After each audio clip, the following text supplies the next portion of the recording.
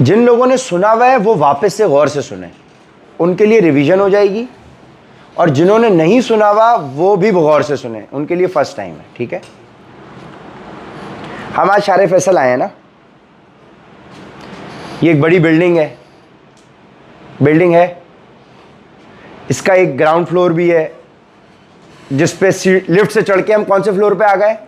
9th floor पे आ गए। ठीक है, ये बिल्कुल एक इसी तरह की बिल्डिंग है हमारी जिंदगी के अंदर। इस बिल्डिंग का नाम है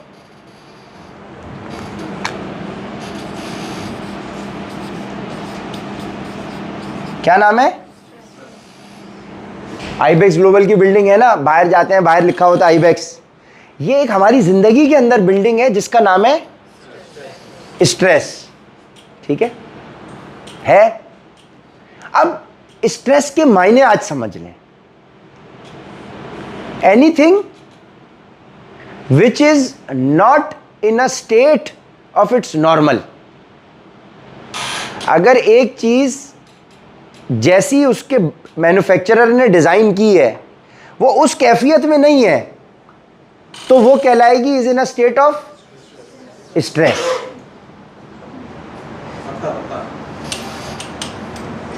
अब ये देखें, ये पत्ता ऐसे पड़ा हुआ है, ये रिलैक्स है ना। अब मैं इसमें स्ट्रेस पैदा कर रहा हूं। ये मार्कर है, ये रिलैक्स पोजीशन में कैसा है? ऐसा है, रिलैक्स। अब इसमें मैं क्या पैदा कर रहा हूं? स्ट्रेस पैदा कर रहा हूं। ठीक है,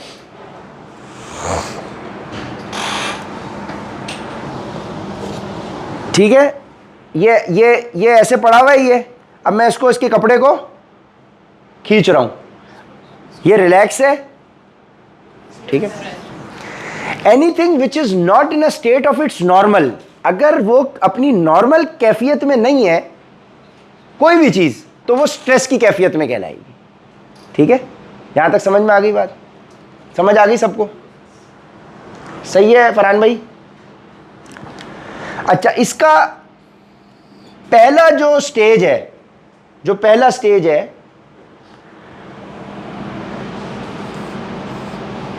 फर्स्ट फ्लोर। ठीक है, ग्राउंड पे चौकीदार है, इसके एंट्री देता है वो पहले फ्लोर की। पहले फ्लोर का नाम है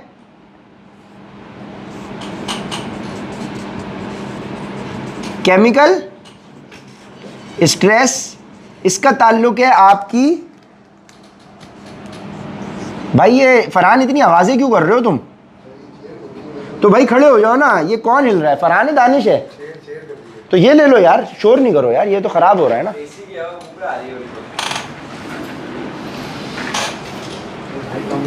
इधर आ जा तू, चुप हो जाओ। Anything which is not in a state of its normal is in a state of stress. पहली स्टेज क्या है? केमिकल स्ट्रेस, जिसका ताल्लुक है डाइट के साथ। यानी अगर मैं वो डाइट कंज्यूम कर रहा हूं जिसके लिए कुदरत ने मेरा सिस्टम बनाया है, वो डाइट कंज्यूम कर रहा हूं जिसके लिए कुदरत ने सिस्टम बनाया है, तो मैं केमिकली स्ट्रेस फ्री हूं, रिलैक्स्ड हूं। अब अगर मैं जंक फूड खा रहा हूं, अनहेल्दी डाइट खा रहा हूं, तो मैं कहलाऊंगा in a state of chemical stress. मेरी सिस्टम जिस डाइट के लिए डिजाइंड था, मैं वो डाइट नहीं खा रहा, मैं गंद खा रहा हूं, कचरा खा रहा हूं, चीनी, मैदा, तेल खा रहा हूं। सही है, तो मैं क्या कहलाऊंगा? मैं केमिकल स्ट्रेस का शिकार हूं। सही है। अब ये केमिकल स्ट्रेस इसलिए कहते हैं क्योंकि जब हम खाना खाते हैं तो अंदर ये पेट में जब जाता है तो केमिकल्स रिलीज होते हैं। ये एक साइंटिफिक नाम है इसका, केमिकल स्ट्रेस। केमिकल स्ट्रेस इसका मतलब मैं अनहेल्दी डाइट खा रहा हूं। जब मैं अनहेल्दी डाइट खा रहा हूं तो मैं कहलाऊंगा केमिकल स्ट्रेस का शिकार। समझ आ गई बात? पहली स्टेज का नाम है केमिकल स्ट्रेस, जिसका ताल्लुक है किससे? डाइट से। ओके, यहां तक क्लियर है? कोई कंफ्यूजन? जब मेरी डाइट खराब है तो ये मुझे दूसरे फ्लोर पर ले जाएगी। अब ये दूसरा फ्लोर है इस बिल्डिंग का, जिसका नाम है फिजिकल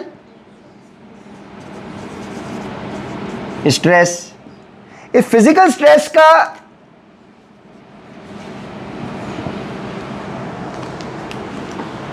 मेरी डाइट ख़राब थी, मेरा वज़न बढ़ना शुरू हो गया, पेट निकलना शुरू हो गया।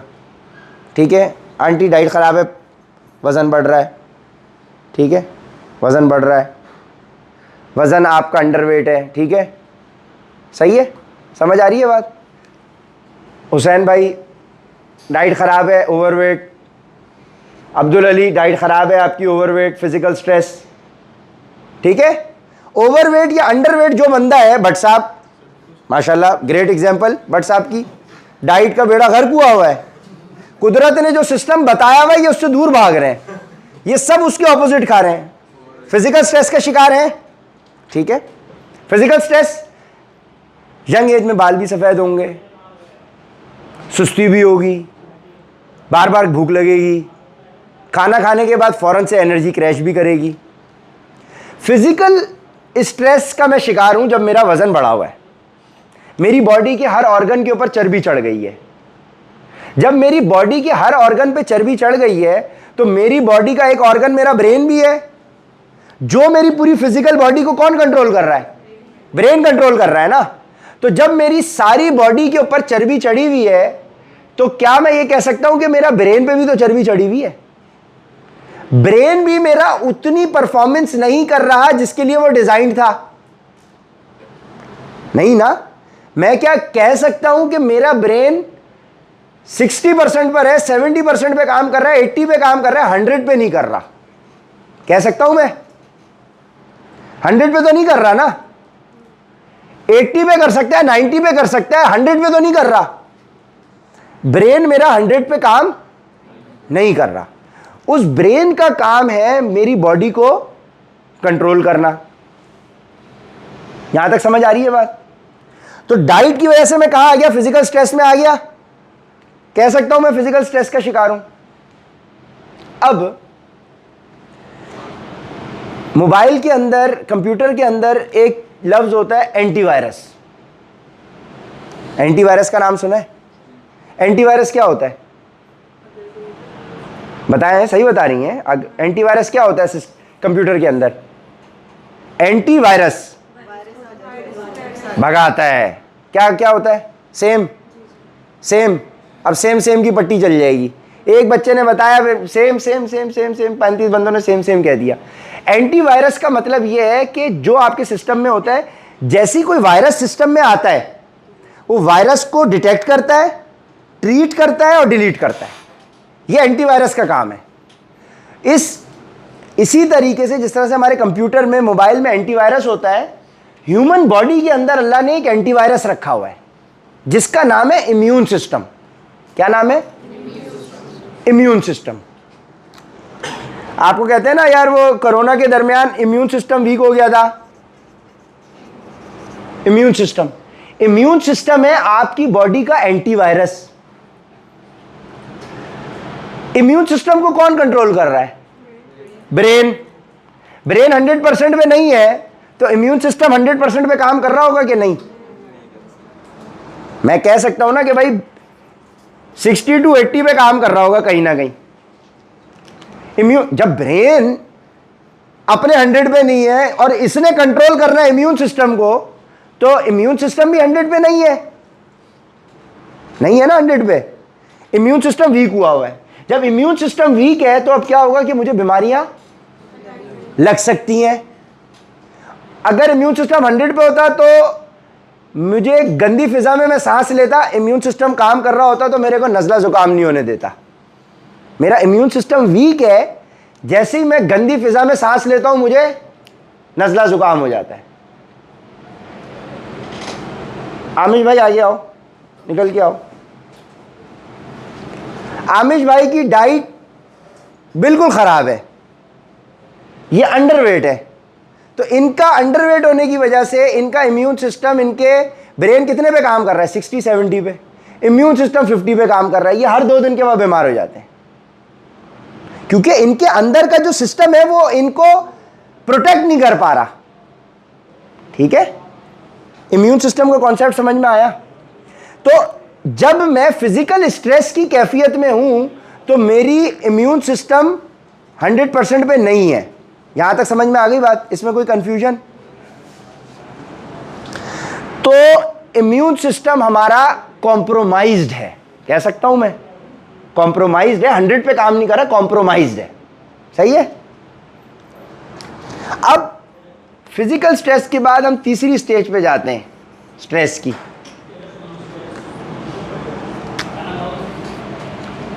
इस तीसरी स्टेज का नाम है इमोशनल स्ट्रेस।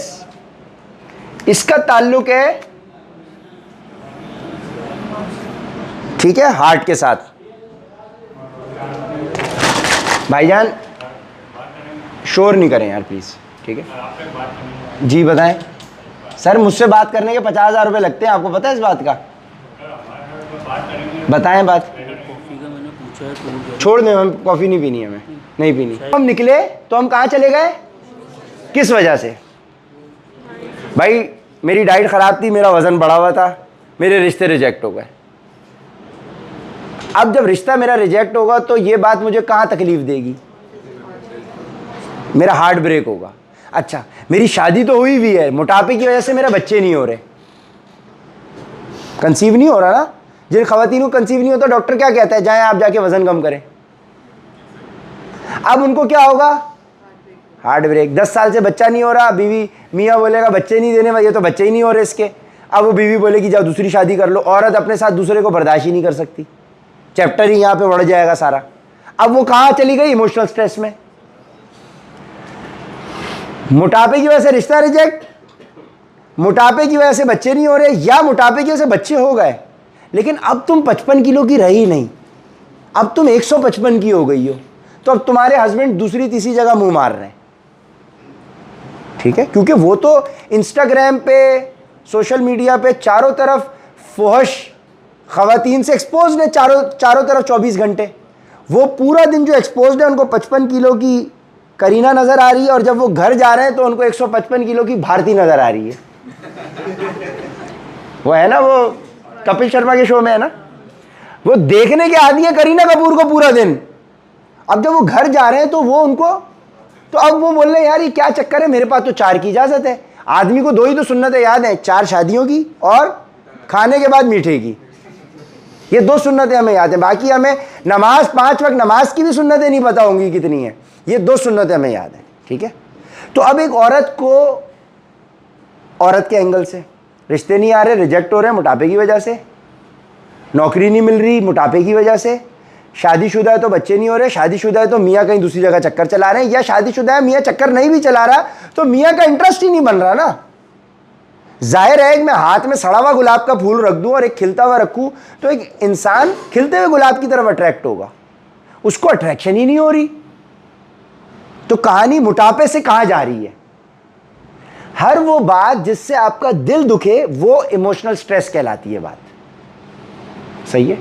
अब एक इंसान आदमी है, उसका वजन बढ़ गया, उसको बीमारी लग गई, उसके छोटे छोटे बच्चे हैं, उसने देखा कि यार अब अगर मैं बीमार पड़ गया तो मैं मर गया तो मेरे बच्चों का क्या होगा। उसके लाख रुपए की तनख्वाह है, 50,000 रुपए उसकी दवाइयों पे लग रहे हैं, उसकी सेहत पे लग रहे हैं, घर के अखराजात पूरे नहीं हो रहे। अब वो अपने बच्चों के लिए परेशान, बीवी उसकी बोल रही है भाई वो उसने तो ये जोड़े पहने थे, मेरे पास तो ये हालत है।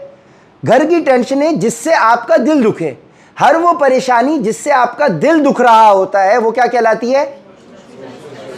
Emotional stress. 28 पे करके चला गया। बस सही है, सुनो फ्री है, दबाओ खराब कर दो, ठीक है। वो स्कूल के आखिरी दिनों पे लोग, बच्चे क्या करते थे, हम तो स्कूल से पढ़े अनफॉर्चुनेटली, जहाँ पे आखिरी दिनों में पंखे टेढ़े कर देते थे। इतने जलील बच्चे होते थे कि मैट्रिक क्लास का ये वही वाला है। अच्छा, हमने टीम उसी टाइप के बच्चों की बनाई है, ऐसे ही फंटरों की बनानी थी हमें। सुनो, खैर सुने, अब क्या हुआ, हर वो बात जिससे आपका दिल दुखे वो क्या कहलाएगी? अब आपकी सेहत रीजन बन सकती है आपको इमोशनल स्ट्रेस पे ले जाने के लिए, या फिर आप अपनी वालदैन से बहुत क्लोज थे, वालदा से, वालदा का अचानक इंतकाल हो गया,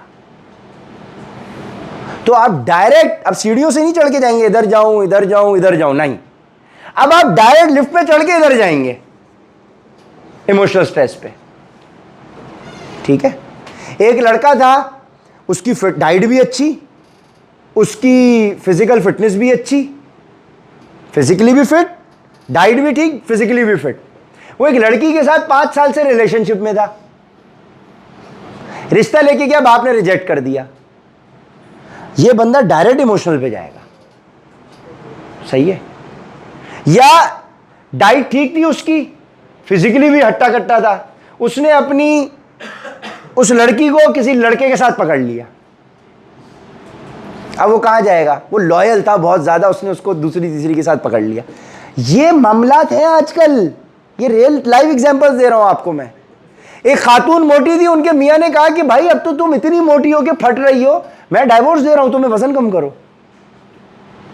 कि आप लोगों के पास किस किस के पास ऐसे डाइवोर्स के केसेस आ गए मोटापे की वजह से? हाथ उठाओ, दिखाओ कैमरामैन, दिखाओ दिखाओ दिखाओ कैमरामैन, दिखाओ किस किस के पास डाइवोर्स। आप लोग के पास नहीं आए, इनके पास आए, कुदरती तौर पे। अच्छा है, बच गई आप लोग।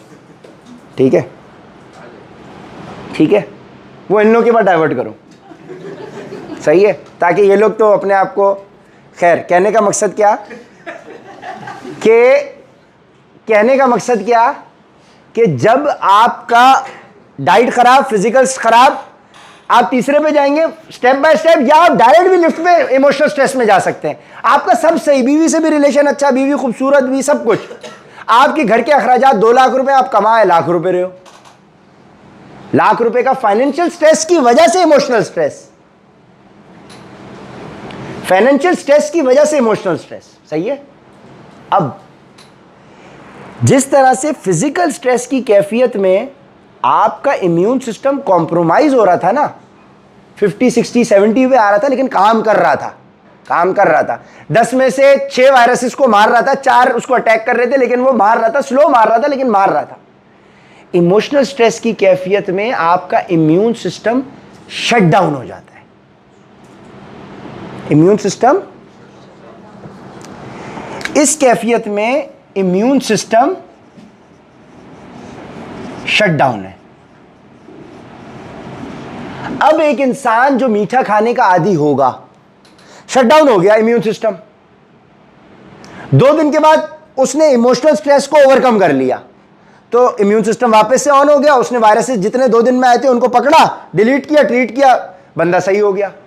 मसला यह बनता है कि जो लोग प्रोलॉन्ग्ड इमोशनल स्ट्रेस का शिकार हो जाए, प्रोलॉन्ग्ड इमोशनल स्ट्रेस का मतलब कि उनके पास इतनी सलाहियत नहीं है कि वो इमोशनल स्ट्रेस से कोप अप करके बाहर निकल सकें। अगर इमोशनल स्ट्रेस प्रोलॉन्ग्ड हो गया, लंबा चल रहा है, मुसलसल चल रहा है, एक औरत, उसका एक रिश्ता रिजेक्ट, वो 10 दिन इमोशनल में गई, 90 दिन उसका एक और रिश्ता आया, वो रिजेक्ट, वो अब चली जा रही है इमोशनल में। वो मोटी है बेचारी, खा खा के बेचारी मोटी हो गई, क्योंकि उसके पास पाकफिट वाला प्लेटफॉर्म नहीं था। वो वेस्टर्न नॉलेज ले लेके उसने सारा चूरन समझ लिया था, अपनी उसने सेहत खराब कर ली थी। अब वो उसका वजन कम नहीं हो रहा, मियां उसका डेली उसको ताने दे रहा है। अब वो प्रोलॉन्ग्ड इमोशनल स्ट्रेस में चल रही है, तो उसका इम्यून सिस्टम क्या है, शट डाउन है। इस कैफियत में अच्छे से अच्छी डाइट फॉलो कर लो, जब इम्यून सिस्टम शट डाउन पड़ा हुआ है तो फैट लॉस नहीं होगा। इम्यून सिस्टम वो है जिसने तुम्हारे को ठीक करना है, तो चर्बी को पिघलाने का मकसद क्या है, ठीक करना है ना तुम्हारी बॉडी को। वो सिस्टम जिसने तुम्हें ठीक करना है, वो सिस्टम तो शट डाउन पड़ा हुआ है। जब सिस्टम शट डाउन पड़ा हुआ है तो तुम्हारा हेल्थ रिकवर करेगी नहीं, तुम कितनी अच्छी से अच्छी डाइट कर लो, कितनी अच्छी से अच्छी एक्सरसाइज कर लो। यानी अगर मुझे यहां तक समझ में आई बात, तो मैं ये कह सकता हूं कि इमोशनल स्ट्रेस जितना ज्यादा है, परफॉर्मेंस ऑफ द ब्रेन उतनी कम है, जिसको हम क्या कहते हैं, इनवर्सली प्रोपोर्शनल। एक चीज बढ़ती है तो दूसरी कम होती है। अब अगर मुझे परफॉर्मेंस ऑफ द ब्रेन बढ़ानी है तो मुझे क्या करना पड़ेगा, इमोशनल स्ट्रेस को कम करना पड़ेगा। सो हमारे पास जितने भी क्लाइंट्स आते हैं, हम उनके इमोशनल स्ट्रेस को ट्रीट करते हैं। जब तक इमोशनल स्ट्रेस आप ठीक ना करें, मेरा डाइट प्लान आप पूरी दुनिया को बांट दें, उसको रिजल्ट नहीं मिलना। और अगर आप इमोशनल स्ट्रेस को ओवरकम कर गए तो डाइट ठीक ना भी हो तब भी बॉडी आपकी रिकवर कर जाएगी। इमोशनल स्ट्रेस का ताल्लुक किससे है? दिल से। दिल से। What is the strongest organ of the human body? आप बताएं। हार्ट। आप? ब्रेन। ब्रेन, हार्ट, बट साहब माइंड। माइंड यानी ब्रेन। ब्रेन वाले हाथ उठाएं। ब्रेन को जो सबसे स्ट्रॉन्गेस्ट ऑर्गन समझते हैं ह्यूमन बॉडी की, वो हाथ उठाएं। बड़ा हाथ उठाएं जो हार्ट को समझते हैं। अब हार्ट वाले नीचे रख दें। Brain is not the strongest organ of the human body. Reason? Brain को खून कहां से आ रहा है? अगर हार्ट फारिग हो गया, फेल हो गया, तो ब्रेन क्या होगा? ब्रेन डेड ना। The strongest organ of the human body is your heart. The strongest organ of your human body is heart.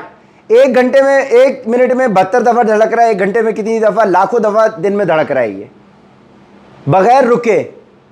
सही है। Heart is the strongest organ of the human body. अब ये तो logically मैंने आपको बता दिया। अब मैं बताता हूं कि ये सिस्टम आपका शटडाउन क्यों होता है। ये तो हमने डिस्कस कर लिया ना कि शटडाउन हो जाता है। ये तो साइंस ने बताया कि इमोशनल स्ट्रेस में शटडाउन हो जाता है। अब समझें, जब आप इमोशनल स्ट्रेस का शिकार होते हैं, आपकी हार्ट बीट इरेगुलर होती है। इरेगुलर होती है, ब्रेन को सिग्नल मिल जाता है कि भाई हार्ट इरेगुलर है। ब्रेन को सिग्नल तो मिलेगा ना कि भाई हार्ट की स्पीड गड़बड़ हो गई, तो वो अपना 40% सिस्टम ऑफ करके इसको स्टेबल करेगा, कोशिश करेगा, तो 60% पे। लेकिन अगर ये प्रोलॉन्ग्ड इमोशनल स्ट्रेस चल रहा है, तो ब्रेन को खून की सप्लाई में टेंशन होना शुरू हो जाती है। ब्रेन को ये पता चल जाता है, उस्ताद अगर मुझे खून नहीं मिला तो मैं तो मर जाऊंगा, तो अपनी बचाओ। तो ब्रेन जितने काम और कर रहा होता है ना, 10 काम, इम्यून सिस्टम को रेगुलेट कर रहा होता है, आपको खुश रख रहा होता है, हार्मोन प्रोडक्शन होती है, जो सारे काम ब्रेन कर रहा होता है। ब्रेन बोलता है उस्ताद अपनी रोजी के लग गए तो मैं बाकियों की टीम का क्या करूंगा। ठीक है ना, बाकी 6 बंदों को छोड़ो, अपनी फिक्र करो, अपनी फिक्र करो। तो वो क्या करेगा? सारे सिस्टम ऑफ करेगा और सारे फोकस लगा देगा हार्ट को स्टेबलाइज करने में। ये उसकी लॉजिकल पीछे रीजन है कि ब्रेन और हार्ट किस तरह से फंक्शन कर रहे हैं। अगर तुम प्रोलॉन्ग्ड इमोशनल स्ट्रेस में चल रहे हो तो ब्रेन सारे सिस्टम ऑफ कर देता है। ठीक है, और क्या करता है? हार्ट को स्टेबल करने में सारी एफर्ट लगा देता है। अब